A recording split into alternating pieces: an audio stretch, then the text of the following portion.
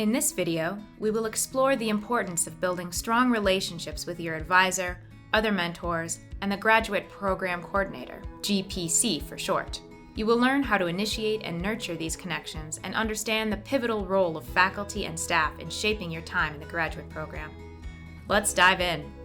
All graduate programs require that a graduate student is paired with a faculty advisor.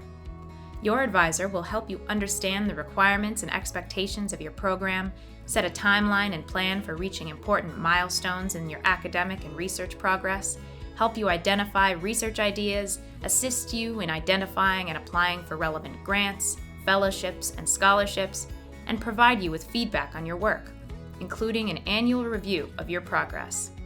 But it is unlikely that one individual faculty advisor can help you with everything you need to know in your program and discipline. Mentors can broaden your perspectives and share their knowledge and expertise in less formal ways. Compared to advisors, mentors serve a more informal role and can be found among faculty members or professionals in your field. Why are relationships with advisors and mentors so critical in your academic journey? Think of them as experienced guides who can offer advice on course selection, research opportunities, and reaching academic milestones. These relationships also offer personalized support as your advisor and mentors get to know your strengths, areas to grow, and aspirations, allowing them to tailor their guidance to your unique needs. Advisor is one of the crucial things you will have during your grad life. Once, my friend told me a good personality advisor means you will succeed in your PhD, and a bad personality will make this hell for you. That's why before coming here, I asked a lot of questions about my advisor, by asking his previous students and getting to know his academic reputation and personality. Some faculty have advising statements, which can help you get a sense of who the faculty member is and how they advise students. These statements are typically posted on the program website or the faculty's webpage, and it is something you can look up in advance. You can also ask your advisor if they have an advising statement that they can share and discuss with you.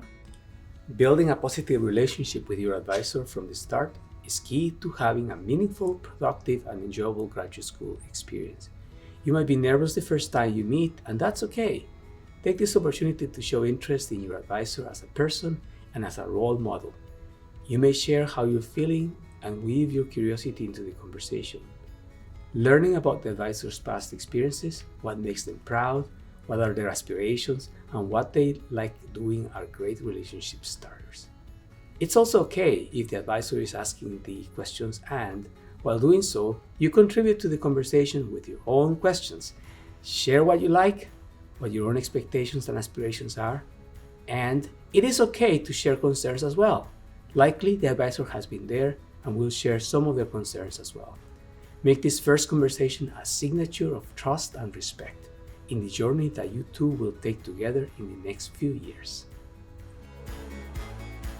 You also need to be your own advocate. You have to seek what you want from your advisor.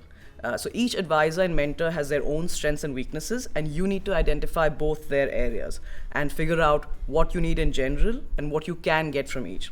Most of the time, if you don't realize you are in the driver's seat, you can really feel lost.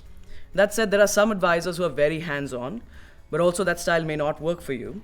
So for example, I realized and was very lucky to have an advisor who is hands-off, but really present and supportive.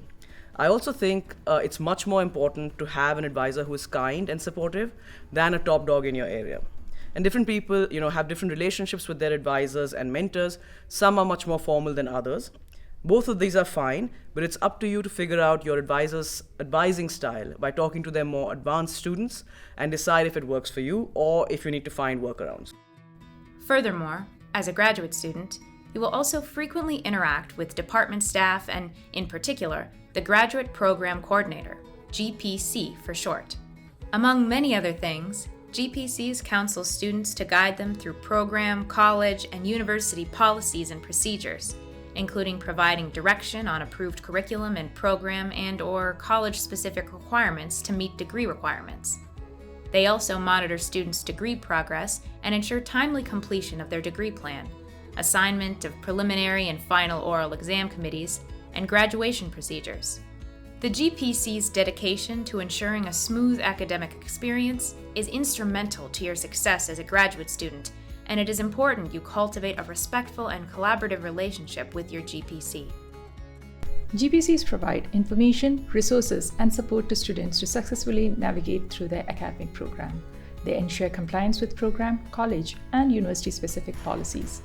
GPCs are in contact with the students frequently throughout their academic program and are a resource for any questions students may have. It is always helpful to know the staff members in your department and their roles, as it helps to reach out to the right person when a need arises. Students may sometimes disregard the staff and GPCs as they do not understand their roles in the department. This can lead to missing critical communication and missing deadlines, as students may ignore emails sent by staff and/or GPCs. If graduate students don't understand staff rules, they can also end up emailing multiple people or offices about an issue without checking who is the right person to contact. This leads to confusion and delays. Start with your department, especially GPC, as they can guide you to the right people and resources quickly. As an international graduate student, you may encounter some cross-cultural differences when communicating with U.S. faculty and staff. Sometimes, international students are reluctant to ask questions for more clarity and instead try to figure it out on their own, as it is what would be expected in their cultures. But here, we would rather have the students ask questions so that we can direct them to the right person and resources. I've also noticed that some international students expect a clear answer from faculty and staff, but here the culture is to offer options and let them decide. This leads to confusion and also stress among students, as they don't know what is expected of them. For example, an international student might be told, "I'd suggest you check with the faculty or staff," and they interpret it as they do not have to check with the faculty or staff, leading to further issues. Navigating graduate school can be challenging, and you may encounter conflict situations where you may feel like you cannot voice your concerns.